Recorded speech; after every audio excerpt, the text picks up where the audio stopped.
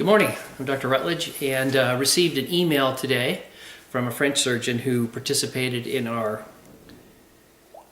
consensus conference last year, and so I was going to give him a couple of answers to his questions and thought this might be valuable for others. Also, if I talk into the video camera, I don't have to type out a long email to do the answer. So he has three questions. He says, which type of revision do you propose in a case of an intractable ulcer?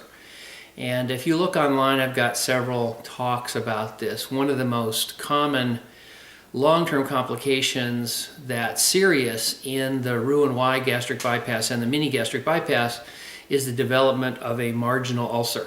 A marginal ulcer occurs in the presence or absence of bile, so it's not related to bile reflux. But a gastrojejunostomy of any type has been shown not just in bariatric surgery, but in general surgery for the past 100 years, that a gastrojejunostomy can result in a marginal ulcer in up to 5% of patients. In particular, it's usually induced by an association with either a dietary indiscretion, and things that we think about there are coffee, alcohol, things like that. Medications like NSAIDs, aspirin, ibuprofen, drugs like that. But maybe the most common etiologic factor of marginal ulcer appears to be smoking. And so for any patient who presents with a marginal ulcer, a careful review of those things are what we recommend.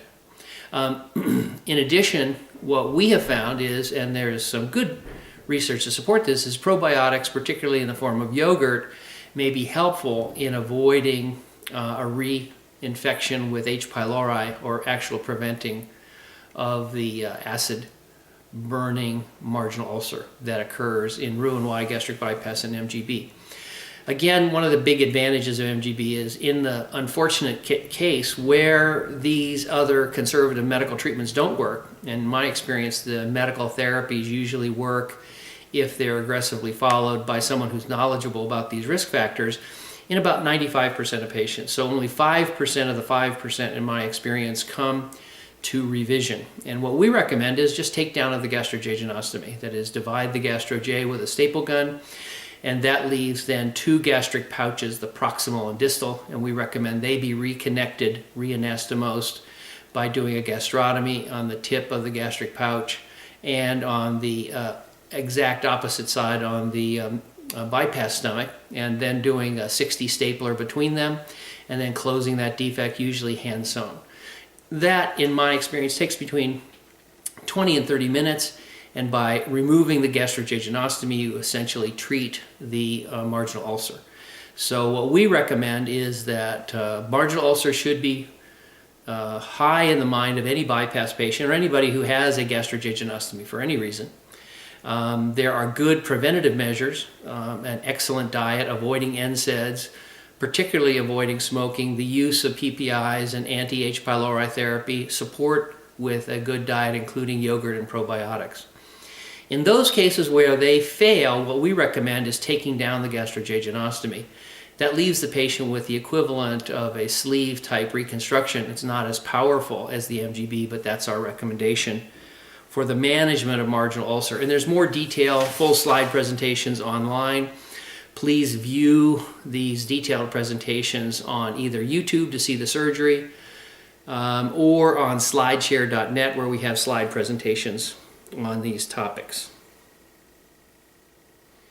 The next question is, what do you do in the case of excess weight loss? Again, this is not commonly a problem with sleeve or band because they're not very powerful operations. The MGB, though, like the biliopancreatic diversion and other types of operations, is designed to get a therapeutic result, and it's a very powerful therapy. In other words, our experience, and this is corroborated by a lot of other publications, is that the MGB is extremely powerful. That is, it's, in my experience and reported by others, much more effective than the other types of weight loss surgery. And given this increased power, there's the potential that the therapeutic goal that is causing major weight loss could be overshot in some patients. And again, the real attractive feature of the mini gastric bypass, to my way of thinking, is it's almost trivially easy to revise.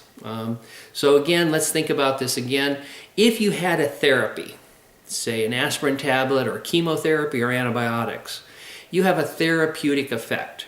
And that therapeutic effect could be relief of pain in an aspirin tablet, relief of an infection with an antibiotic, or cure of cancer in a chemotherapeutic agent. In all of these therapeutic interventions, there's also the potential for a side effect. There's a potential that the therapeutic effect may be too powerful or it could be too weak. It turns out the vast majority of bariatric surgical procedures are generally too weak and they fail, and they rarely are too powerful. The MGB, in contrast, has the potential to be extremely powerful, and in a small percentage, in my series about 1% of patients, it can be so powerful that you can get excess weight loss. And again, this is simple to understand. The design of the mini gastric bypass is simple and straightforward. You have a smaller gastric pouch and you have a shorter gut. You have decreased absorption of fat, decreased absorption of protein, decreased tolerance of sugary foods. So there's a significant decrease in caloric intake. And what's a problem with any kind of operation is it's hard to precisely calibrate this therapeutic effect.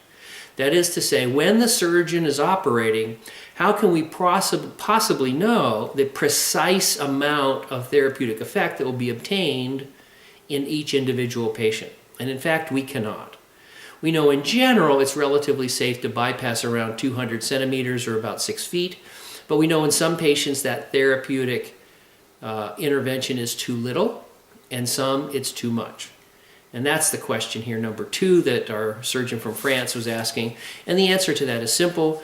We never want to have the therapeutic effect to be too strong, but again, the beauty, the attraction to me of the MGB is its exit strategy. It's almost trivially easy to undo the mini gastric bypass. Again, laparoscopic ports are placed. This is a 5 to 10 minute procedure. The gastrojejunostomy is identified and divided with a staple gun. Again, in our experience, the scar tissue there is very minor when you use the so-called Rutledge technique and not the technique of Caballero and Carbajo. The gastrojejunostomy is divided.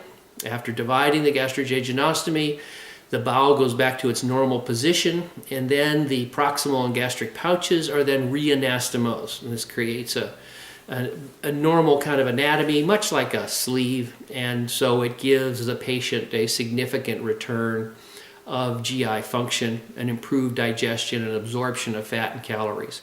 And this operation in my hands is a 20 to 30 minute procedure. The patient's usually in the hospital for a day, and if you think about it, it's less operating time than it takes to get a haircut. It's less operating time than it takes to have your teeth cleaned. And we don't ever want to do this, but we certainly recognize that given the power, the therapeutic power of the MGB, and it's like all surgeries, its lack of precision, it will be necessary in some cases. We have videos of this online. I have other discussions in more detail on this topic.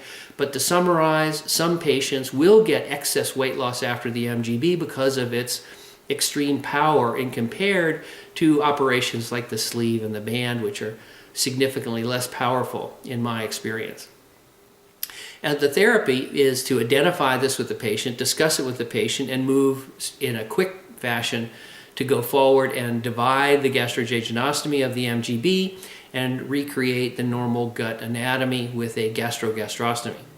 We have seen some tragedies where patients don't return to their MGB surgeon. They go instead to another surgeon, and what we have found is that can lead to death if a patient with excess weight loss is converted to Roux-en-Y. If you have excess weight loss, you don't need a bypass type procedure. Now the Roux-en-Y is maybe a better choice because it's so weak as far as its effectiveness, but still it can cause significant weight loss, as we know, and so choosing a weight loss operation as a way to salvage a patient who has excess weight loss is clearly a misunderstanding and a confusion and error, in my opinion, by the operating surgeon. Excess weight loss is dealt with by dividing the gastroj and recreating the normal gut anatomy. Now, if there is a case where the amount of excess weight loss is mild, then again, in a less serious situation, one can consider tailoring the length of the bypass. We only do that in cases where the patient's health is superb and where it's more a cosmetic adjustment. In general, when the excess weight loss is severe, dangerous, associated with symptoms of malnutrition, then we think that there shouldn't be any confusion. What we should do is take down the gastro-J. In some cases, though, there's a mild excess weight loss. There's a concern that the patient might be, quote, a little too thin. In those cases, consideration can be obtained to simply shorten the bypass. In that case, you divide the gastro-J and shorten the length of the bypass, usually by half. But we do that only in cases where the patient is truly in excellent surgical health. All right, let's see. His third question is, when excess weight loss, hypoalbuminemia comes, do you propose a complete reversion or just make a shorter limb? And that, his third question goes back to what we just talked about. When it's serious, always take down. Don't revise back to a shorter limb. And so we've talked about that. So those are 3 questions from a surgeon who was very complimentary, enjoying his MGB, and I hope that these questions are answered adequately. If not, please feel free to email me if you have these or other questions. Thanks very much.